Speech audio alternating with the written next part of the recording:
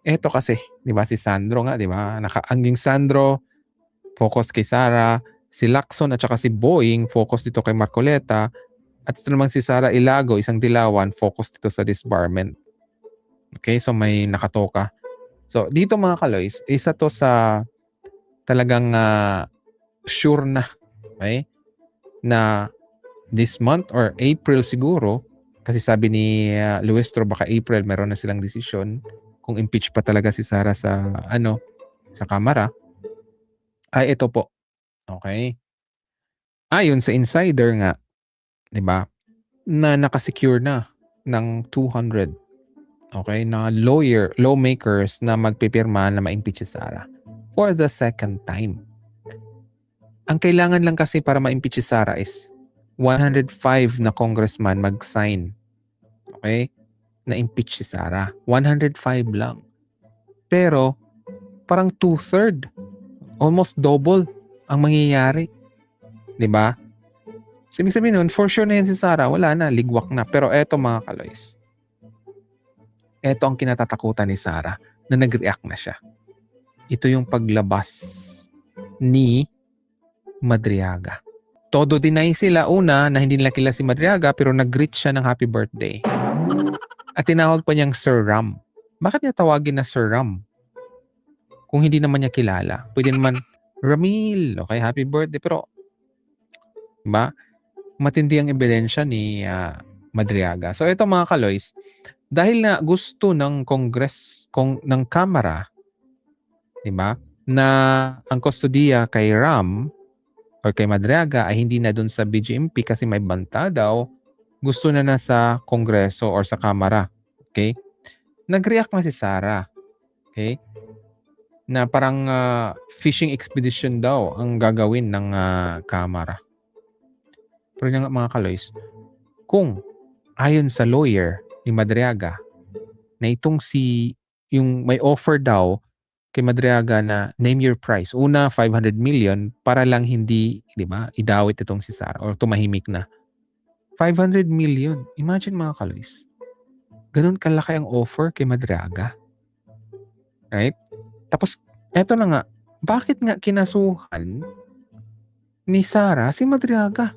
First time in Philippine history na may isang vice president na may kinasuhan. Never nangyari kay Marcos Sr., kay BBM, or kay Noynoy, 'di ba, na may kinasuhan. Actually, si Sara ang parang idol yata niya si Cory kasi 'di ba? Si Cory may kinasuhan, 'di ba? Yung isang I forgot the name, yung kolumnista na Beltran, 'di ba?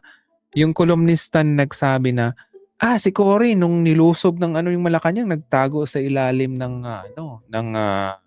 ng higaan. 'Di ba? Si Cory pala ang una na president na so ng isang Tapos ngayon sumunod naman si Sara, nagkaso ng kay Ramil.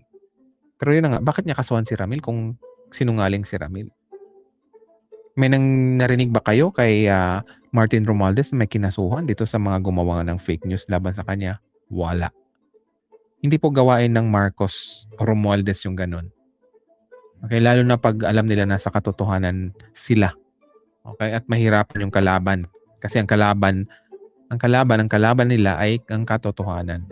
So ito nga mga kaloys, parang nag-react siya doon mga kaloys. Bakit kaya takot sila na maipresenta si Ramil? 'Di ba? Sa House Committee on Justice.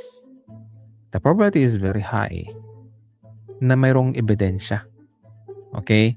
May resibo si Madriaga. Kasi pwede niyang i-detalye mga kaloys saan, 'di ba? Kailan.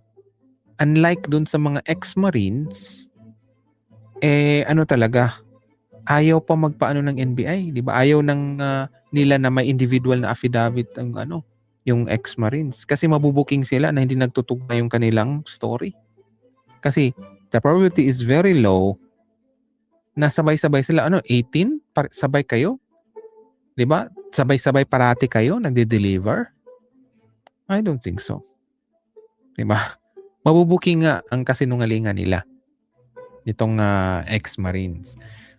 At matindi naman 'tong si Falsis na dilawan, 'di ba? Parang sinabi talaga niya dito mga ka-Lois na, kaya siguro lumipat ng law school si Sara dahil bagsak daw sa San Beda. Well, sabagay ang gumawa siguro nitong statement ni Sara ay malamang yung mga staff niya, 'di ba, na mga lawyers, mga ka-Lois. 'Di ba, yung, pagsabi nga lang niya na, bawal na daw magbisikleta. Sablay pa, 'di ba? Hindi mo lang na phrasing yung ano, yung sasabihin.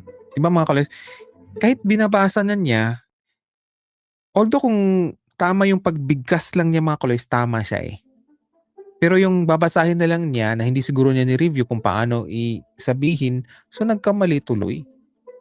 Iba yung, dating, 'di ba, na parang bawal magbisikleta, 'di ba? Para makatipid ng ano, ng energy. Nagkamali na siya, So, yun pa lang, hindi na siya magaling, So, paano lang kung maging presidente, mag-represent ng Pilipinas tapos ano yun, magpapahiya lang doon sa international, 'di ba, na setting? Thank you for watching our videos. Please don't forget to click the subscribe button and the bell notification icon so you will be notified of our latest videos. And please do like and share all our videos. Maraming salamat po. And for more information, you can visit our website at bagonglipunan.com. You can also follow us on Twitter and TikTok at bagonglipunan72. Let's make Philippines great again. Marcos pa rin.